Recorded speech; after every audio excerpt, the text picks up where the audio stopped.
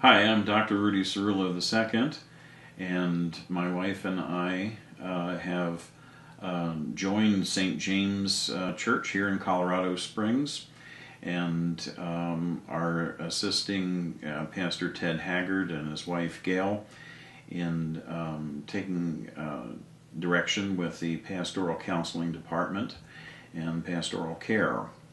And previous to that, we were running a discipleship center, a Christian therapy center, as well as an extension of Vision International University.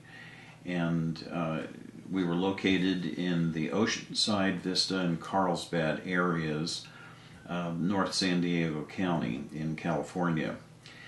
We got excited when we first heard that Pastor Ted was returning to the ministry and establishing a church, especially because Lynn's and my heart has always been to help ministers in recovery. And we believe, of course, that according to Ephesians 2, we have to expose what is wrong and expose the works of darkness, but we also realize in Romans 12 that a lot of the exposing should be done about ourselves. But even more to the point, in 1 Corinthians 12, we have always believed that we are to be a covering, a shield, and to minister appropriately and help people with their restoration and recovery. It's not enough to have a ministry of expose and just remind people when they have fallen about their fall. We have to be part of their restoration and healing far more than just the exposing process. So my wife had followed his ministry for many years and has kept me well informed about what was happening with Ted, and we met with him in the fall of last year in 2010. And we're very excited about what he was doing because he had a heart to be doing exactly what we were doing in California. And I had watched the Trials of Ted Haggard, the HBO documentary on him. And at the very end, he was laying in a bed in a motel room. And when Pelosi was doing her interview, he made a statement that if he were given the choice between being in the terrible predicament with all the rejection he was having, but being honest and open and integral about his problem and getting healing, or having it all kept secret and being as successful as he once used to be, he said he would much rather have his integrity and be in the healing process. When I heard that, it felt to me like a call like the Macedonian man who had called Paul to come over and join in having Greece be evangelized by him. And when I got that sense that I was called with that statement, I made a commitment to come out again. And by February of this year, in 2011, my wife and I were here, and we've been assisting and absolutely feel like we would never want to be any other place but.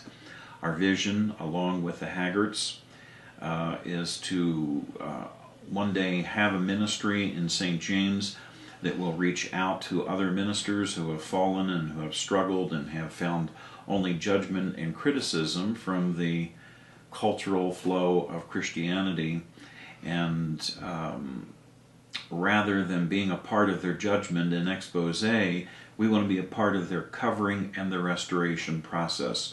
So we look for the Center for Biblical Healing, which we are presently directing as one of the ministries of St. James, to one day have that as our ultimate goal. We already have the property that has many bedrooms, so we can bring in whole families who are in crisis and struggling, and we want to be a part of their healing process and restoration. And so we're excited to be a part of St. James. We're excited to be a part of Pastor Ted's restoration process, as well as to support him. It's wonderful when we see people who have had problems from their lives previously be able to have a tremendous recovery going on, and God's anointing is surely still present on him. In less than a year's time of the church's founding, it's already having a membership of over 500. And so we expect it to grow exponentially and have much greater outreach. Our whole theme is that of a love revival and a restoration ministry. Our entire emphasis is to help people become free in their vulnerability, to be able to be open and honest and be able to enter into recovery and healing. And we're excited because people are just feeling the freedom to be able to support one another and to come out and be able to talk about their deepest, most secrets and problems, and being able to receive a healing.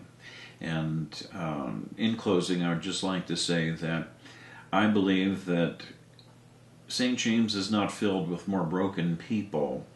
I think St. James is filled with lots of honest people who really want to become healed and follow the example of a very brave man who has been willing to be in the limelight and continuously in the limelight, demonstrating a healing process. He went through 4 years of recovery, and this man, I think, stands tall when it comes to having a second chance at ministry, and this time with his family healed and stronger than ever before. I believe will be able to become a very strong part of the recovery revival that I believe that Christian churches need, and we'll be a part of it, and we'll stand by their side faithfully and see that Colorado Springs comes into the fullness that I believe God has for them as a healed culture. God bless you. It was wonderful to have a chance to talk with you.